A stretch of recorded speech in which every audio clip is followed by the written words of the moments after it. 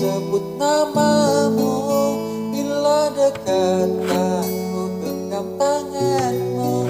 Engkaulah tangisku, engkaulah tawaku, belahan jiwaku. Dakwahnya Rasulullah SAW. Dan di akhir zaman ini saya lihat termasuk dakwah barokah itu dakwahnya Syekh Muhammad Ilyas. Awal-awalnya itu semuanya kan kelihatannya sangat sederhana itu usahanya Syekh Ilyas. Beliau berpikir, menangis, risau bagaimana umat ini kembali kepada agama. Sampai beliau ini diceritakan iktikaf di Masjid Madinah itu 8 bulan. Iktikaf baca nangis, ya Allah, apa yang harus saya buat ini supaya umat kembali kepada agama. Bisa Ilyas itu mau dakwah ini bukan enak gitu aja. Beliau ini mikir, beliau ini nangis berbulan-bulan bahkan bertahun-tahun. Iktikaf di Masjid Nabawi itu akhirnya beliau dapat mimpi Rasulullah, dan mimpi Rasulullah itu dikatakan dalam hadis hak. Rasulullah itu mengatakan kepada Syekh Ilyas, kamu mulai seperti saya mulai dulu. Kamu mulai seperti saya dulu mulai. Maka saya terkejut. Bagaimana ini? Saya mulailah seperti saya dulu mulai. Nah, beliau ini orang ahli hadis, ahli sejarah. Beliau faham bagaimana dulu Nabi memulai kerja. Nah, oleh karena Allah SWT, maka beliau datang ke ulama-ulama kemana-mana itu. Saya kok mimpi begini bagaimana? Apa ya mampu saya itu memulai seperti Rasulullah memulai itu, apa ya mampu? Jangan bilang begitu, kata seorang ulama. Itu kan perintah Rasulullah untuk kamu dalam mimpi itu. Kamu tuh diperintah menunjukkan Allah akan nolong kamu. Gitu aja. Husnudzan aja. Begitu ya? Iya. Langsung saya kasih semangat. Ini sudah yang nyuruh Rasulullah. Ya, bismillah. Mulailah beliau bergerak, akhirnya terbentuk jamaah 3 hari. 80 tahun yang lalu, 90 tahun yang lalu. Sudah lama ini jamaah 3 hari. Ketika jamaah 3 hari terbentuk, maka Syekh Ilyas itu mengatakan, London jebol, katanya beliau. Maka orang-orang tuh yang sekitar saya itu tertawa. London jebol bagaimana? Pokoknya ini barokahnya jamaah 3 hari ini akan tersebar agama kemana-mana. Saya yakin. Katanya saya lihat itu. Saya lihat bukan melihat zahirnya. Kalau dilihat zahirnya jamaah 3 hari apa sih? Mana lebih hebat, jamaah 3 hari apa pertemuan besar di lapangan 100.000 orang, dihadiri presiden, jenderal, petak semua datang. Dimasukkan internet, radio, RRI, televisi, disentrong dari segala arah. Jamaah 3 hari apa?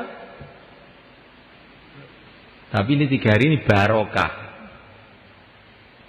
Karena didasari atas ketaatan kepada Allah dan Rasulnya, keikhlasan semata-mata karena Allah. Ternyata setelah sekian lama, jamaah 3 hari itu sampai di Temboro, sampai di Jakarta, sampai di rumah kamu, sehingga kamu datang ke sini. Ini hasil jamaah 3 hari 90 tahun yang lalu tuh. Tapi jamaahnya ini barokah. Karena sungguh-sungguh gimana kan. Di antara kesungguhannya itu jamaah 3 hari 90 tahun yang lalu itu, menurut pandangan saya ini, itu nggak ada yang bawa HP, nggak ada.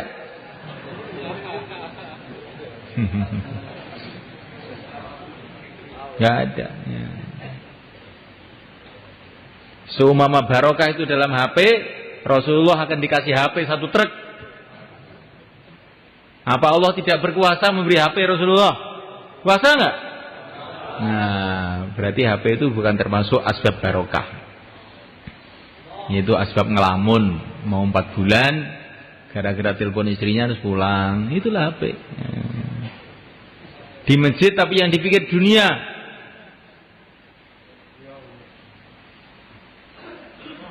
Kemarin waktu istimewa di Jakarta, ada satu ustadz,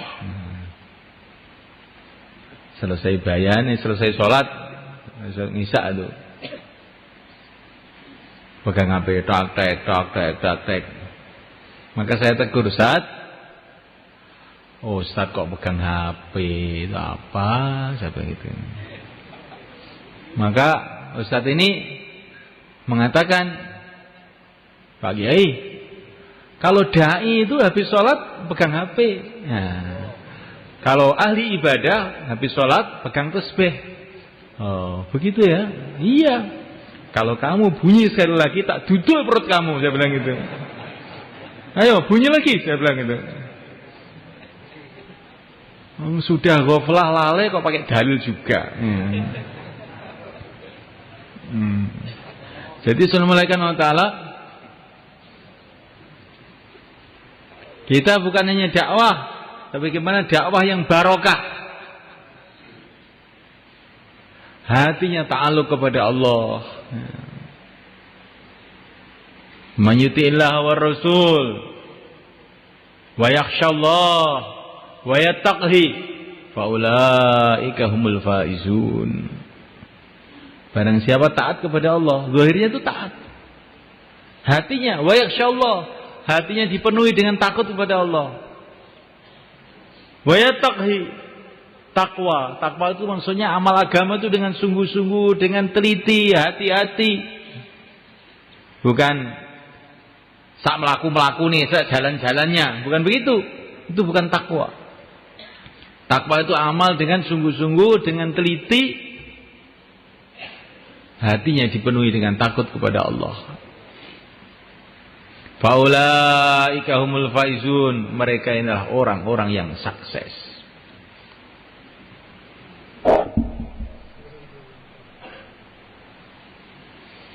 Kamu ingin sukses ya?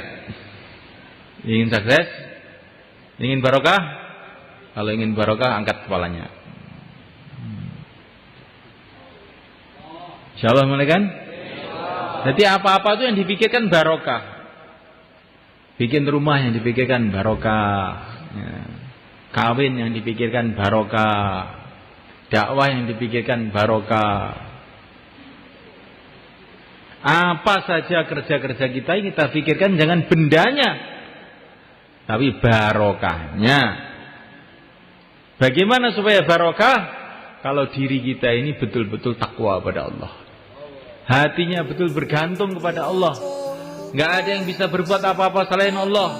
Yang menentukan segala-galanya hanyalah Allah. Hatinya bergantung pada Allah, takut kepada Allah, cinta kepada Allah. Zahirnya mengikuti tertib agama. Nanti akhirnya di barokah. Jangan ada pertimbangan-pertimbangan lain selain taat kepada Allah. Kayak Nabi Ibrahim, asalnya ada di tanah yang subur, yang ramai.